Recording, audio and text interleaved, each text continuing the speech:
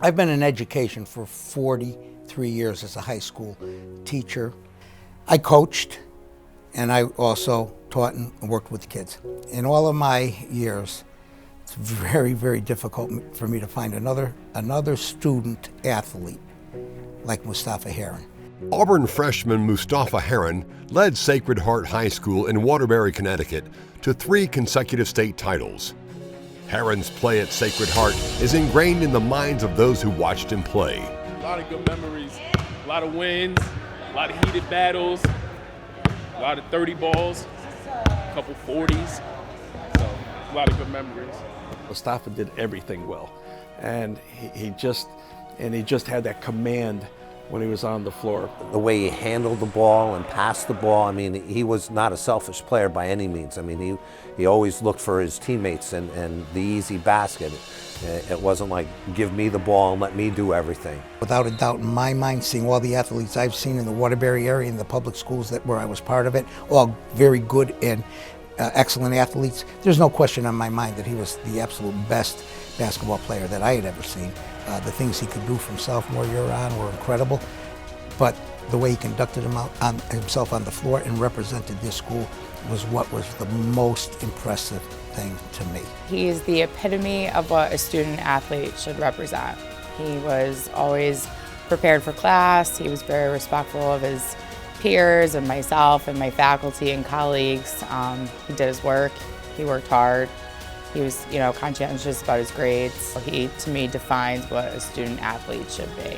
I've been broadcasting basketball in Waterbury for 56 years. So I've seen a lot of teams come and go. I've seen a lot of ball players come and go. There's no question in my mind that Mustapha is the best thing that ever came out of the city of Waterbury. I was approached, saying, hey, you should do a story about Mustapha. He started a skills academy. And of course, being in the newspaper business, you poo-poo everything when you hear it. And I said, well, just what we needed, someone teaching how to dribble. And I said, oh, well, that'd be nice. He's 15 years old. It is interesting. They said, oh, no, it's not basketball skills. I said, well, what skills? And they said, oh, it's reading skills. And right away, your head explodes. Like, here we go. This is as good as this story gets. At the age of 15, Heron started the Mustapha Heron Skills Academy, a foundation that teaches children how to achieve a balance between sports and academics. I just go in all the different rec centers and places like that where kids would be after school playing and just trying to talk to them about maybe having more time for homework and stuff. And then, when the kids are reading and writing, I'll come back with the prizes basically. They went to a couple of elementary schools, and the basketball team as a whole read stories to the students, which was very exciting because the basketball team had a lot of notoriety. So the students were excited to see, again, both the athlete side and the academic side of our players as well. Kids would read a book and they'd get a book bag. They'd read a second book and they'd get something else. They'd read a third book and they'd get a book bag and shoes. It was coming out of his own pocket. He was reading the book reports that they wrote. They would have to write a book report for each book to prove, and Mustapha read it and graded it. And then this was beyond community service. Just to show kids that, being able to read and write goes a long way. And it's, whether you play football, basketball, baseball, it stops someday. So you got to be able to have different skills, to maintain and, feed your family. All of our kids go above and beyond in terms of what they do for service to the community. But Mustapha, he brought it a little bit further. I was so impressed with that. He would be working with the kids and encouraging them to read as the foundation to their future success. I just think it has to do with being raised right.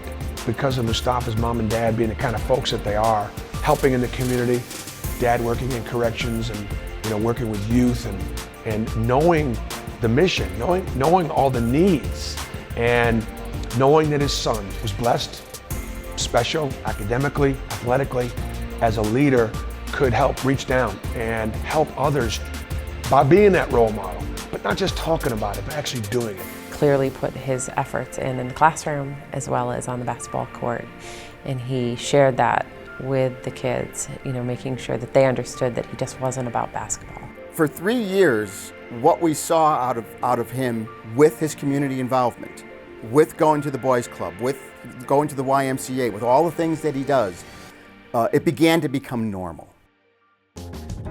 Heron's work on and off the court has created a frenzy of fans, and Heron takes the time for each and every one of them. After every single game, swarms of kids would just swarm around him to get autographs, to take out their cell phones and have selfies with him and everything. And you know what? The kids stayed there for every single, I mean, he must have been there at least 45 minutes, an hour after every game, signing autographs and taking pictures. And never once was he like, I got to get going, enough is enough. No, just smiling and being humble and just being a nice guy for everyone. Crowds would flock to him. They won a first-round tournament game here when they beat somebody by 60 points, and the team that lost were flocking to him to pose for pictures. And they didn't seem to mind in the least. And I asked Mustapha about it, and he said, we're all athletes. You play to win, and you want to do your best. But at the end of the day, we're all just kids. And I thought, a 16, 17-year-old should not have that much perspective yet, but he did.